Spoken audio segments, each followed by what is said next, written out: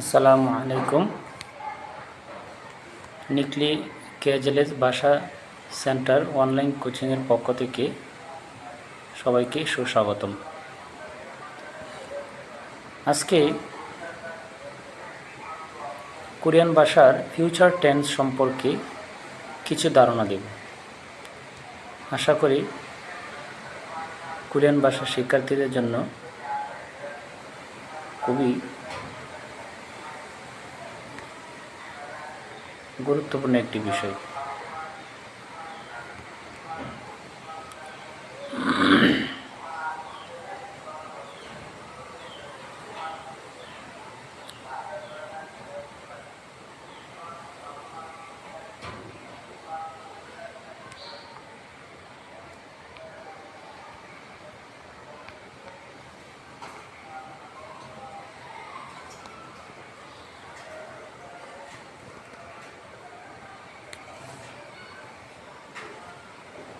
এখানে আমরা দেখতে পাচ্ছি ফিউচার টেন্স সম্পর্কে কিছু লেখনী আছে,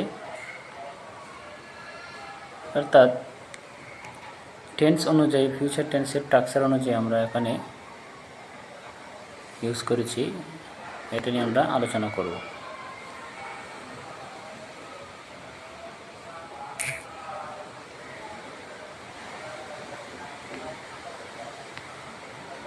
অনেকগুলো লাইন আছে, যদি ধরি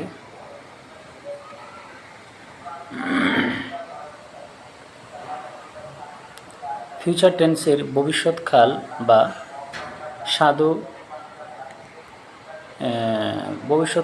সাধু চলিত রূপের ভবিষ্যৎ, এটা দেখাবো আর কি। অর্থাৎ ফিউচার টেন্সটা কীভাবে সাধু ভাষায় তৈরি করা যায় আর চলিত ভাষায় কীভাবে তৈরি করা যায়। এখানে আমরা হাদা একটা ক্রিয়া লিখেছি, সেটাকে যদি আমরা চিহ্নিত করি, এই যে হাদা ক্রিয়াটা, সেটা হচ্ছে একটি মূল ওয়ার্ড, সেটা থেকে আমরা ফিউচার টেন্স বানাবো। এখন ফিউচার টেন্স বানাবো দুই রূপের মাধ্যমে, একটা চলিত আর একটা সাধু। এই যে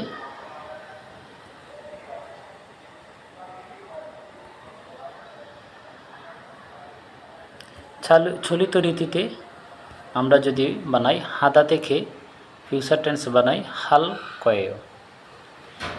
এখানে ফিউচার টেন্সের সূত্রটা হচ্ছে লেখা আছে উপরে, যদি আমরা চিহ্নিত করি, এই যে ফিউচার টেন্সের সূত্রটা ল ক্ষয় অথবা উল ক্ষয় অথবা কেশয়।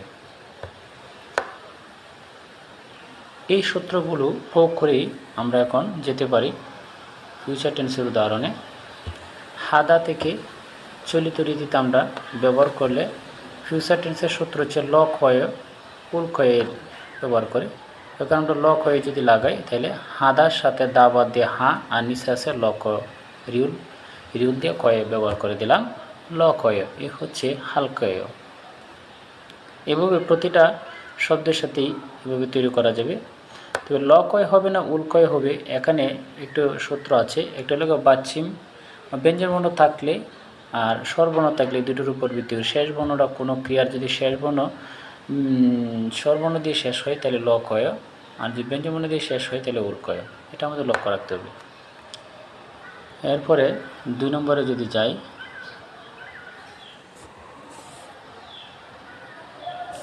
সাধু রীতিতে যদি ব্যবহার করে বনিদা লাগবে। এই যে এখানে দেওয়া আছে হাল কম নিদা। ফিউচার টেন্সের জন্য দিলাম লক্ষ, আর বনিদা দেওয়া হচ্ছে শুধুমাত্র সাধু রীতির জন্য। তাহলে দুইটা দ্বারাই হাল কম নিদা, হাল কয় হাল কম নিদা, কিন্তু দুটার অর্থেই একই রকম। দুইটার অর্থ কি করব, দ্বিতীয়টার অর্থ একই করব। এখানে একটা নোট আছে, নোটটা আমাদের ফলো করতে হইব। কোরিয়ান ভাষায় পারফেক্ট বা কন্টিনিউয়াস টেন্স নাই, অর্থাৎ ভবিষ্যতের কোরিয়ান ভাষায় পারফেক্ট বা কন্টিনিউয়াস টেন্স আছে, কিন্তু ভবিষ্যৎকালের টেন্সটা এখানে নাই। আমরা যদি এখানে উল্লেখ করি, একটা কাজ করতে পারবো। কোরিয়ান ভাষায় ফিউচার টেন্সের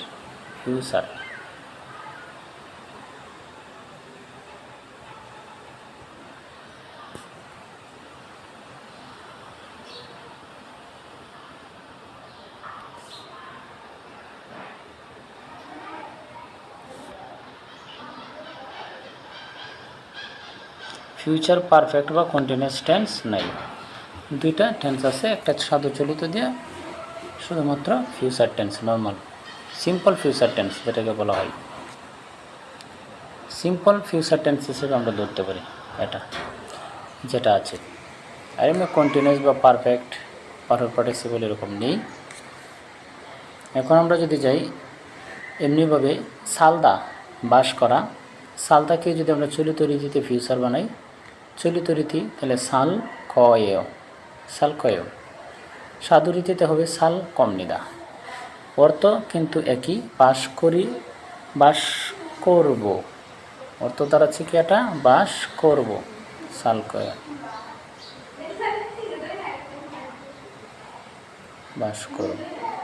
সাধু রীতিতে এটা অর্থ দাঁড়াচ্ছে বাস করব। ওকে, এখন বিষয় হলো কখন আমরা ভবিষ্যৎ বোঝাতে ক্রিয়ার পরিবর্তন করব, মানে কোন বাক্যের কোন বিষয়টা বা কোন চিহ্নটা দেখে আমরা ভবিষ্যৎ বুঝে নেব, তখন ক্রিয়াটাকে ভবিষ্যৎ করতে হবে। এই পরিস্থিতিটা কখন হবে নিচে দেওয়া আছে। এই যে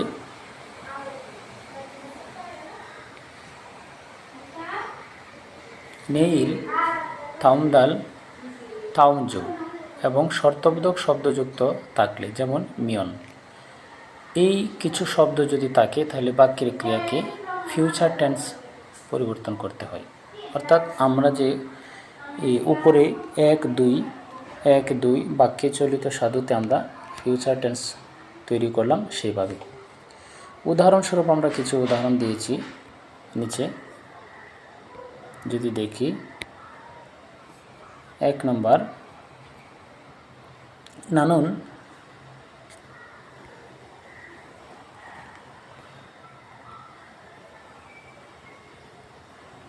এই ক্রিয়াটা কী হবে, নানুন নেইল চিবে কাদা। এই যে বাক্যটা তৈরি হয়েছে, এই বাক্যটা কোন টেন্সের প্রতীকটা আছে, নেইল শব্দটা কিন্তু আমরা সূত্রের মধ্যে আছে, নেইল হচ্ছে আগামীকাল মানে ভবিষ্যৎ, তাহলে আমরা খাদাকে ভবিষ্যৎকাল বানালে দা বাদ দিলে গিয়ক আর আ সর্বনাদে শেষ হয়েছে, তাই ল কয় কাল কয়। আর যদি সাধু ভাষায় ব্যবহার করি কাল কমনিদা, তো দুটো উত্তর আমি দিয়ে দিয়েছি এখানে, কাল কমনিদা, কাল কমনিদা অথবা কাল কয়। 2 নম্বরে যদি আমরা ব্যবহার করি ইবন হিউগারুল, এর অর্থ কী দাঁড়ায়, ইবন অর্থাৎ এইবার, হিউগার তো ছুটি, এটা সুগারুলও বলে, তো এইবার ছুটি, বাদু মিয়ন, এই যে আমরা সূত্র পাইলাম মিয়ন একটা সূত্র, মিয়ন মানে শর্ত ধরছে আর কি, ছুটি পাইলে এটা শর্ত সাপেক্ষে বলছে, তাহলে পরবর্তী বাক্যটা যে ক্রিয়া থাকবে বাক্যের সাথে সেটা হবে, এখানে কিন্তু মিয়নের আগে একটা বাক্য থাকবে, পরে একটা বাক্য থাকবে, তাই পরের বাক্যের যে ক্রিয়াটা সেটার সাথে আমরা ফিউচার টেন্স তৈরি করতে হবে। তাহলে সিঙ্গুরুল বাদু মিয়ন, বাদটা আছে কিন্তু বাদার সাথে মিয়ন আছে, এটা একটা গ্রামার হয়ে গেছে, আর এই গ্রামারের কারণে পরের বাক্যের সাথে আমাদের ব্যবহার করতে হবে ফিউচার টেন্স। সিঙ্গুরুল মান্নাদা, মান্নাদা থেকে আমরা বানাইলাম মান্নাল কয়, মান্নাল কয়। ওকে, দেখা করব, এটা অর্থ দাঁড়াচ্ছে দেখা করব।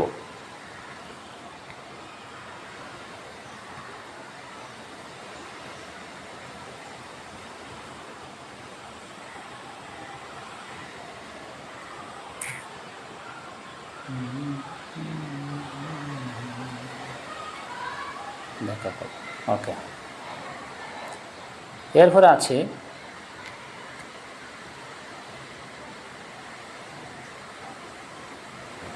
ইবনজু ওয়ারিউইরে, ইবনজু ওয়ারিউইরে, ওয়ারি অর্থ সোমবার বলা হয় আর কি, মানে প্রতি শুক্রবারের সাপ্তাহিকবারের একটা নাম। এই সোমবারে, এই সপ্তাহের সোমবারে ওয়ারিউইরে ওয়াল গোবল, ওয়াল গোবল অর্থ কি বেতন, এই সপ্তাহের সোমবারে আমি বেতন পাবো, যদি ফিউচার টেন্স হিসেবে আমরা উল্লেখ করি একজন বলছে কবে বেতন পাবেন, তখন একজন বলতে পারে যে আমি বেতন পাবো ইমুক বারে। তাহলে বাত্তা থেকে হবে বাদুল ক্ষয়। এই চিহ্নটা আমরা ব্যবহার করতে পারি এভাবে, বাদুল ক্ষয়, বাদুল ক্ষয়। ক্ষয় দিয়ে প্রশ্ন করছি। এখন প্রশ্ন হলো বাত্তা শব্দটা ব্যঞ্জনবর্ণ দিয়ে শেষ হয়েছে, যে কারণে উল ক্ষয় ব্যবহার করা হয়েছে। 4 নম্বরে যদি আমরা যাই,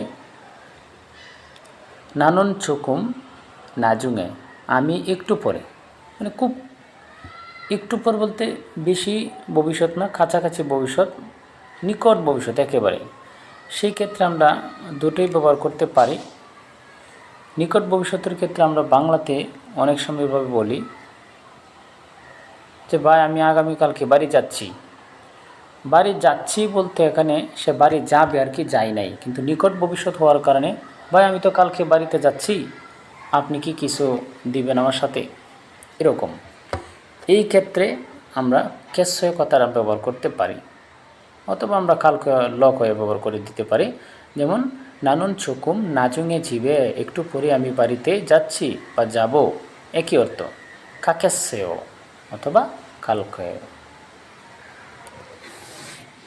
এই যে টেন্সের পরিবর্তনগুলো হচ্ছে, প্রত্যেকে আমাদের যে কোন টেন্সে আছে, টেন্সের জন্য কোন ওয়ার্ডগুলা ক্লোজগুলা দরকার, ভবিষ্যৎকালের চিহ্নিত করা দরকার, সেই চিহ্নিত ওয়ার্ডগুলো কিন্তু আমি একবার দেখিয়ে দিয়েছি। আবার লক্ষ্য করলাম এই যেগুলো, এই ওয়ার্ডগুলো আমাদের লক্ষ্য রাখতে হবে।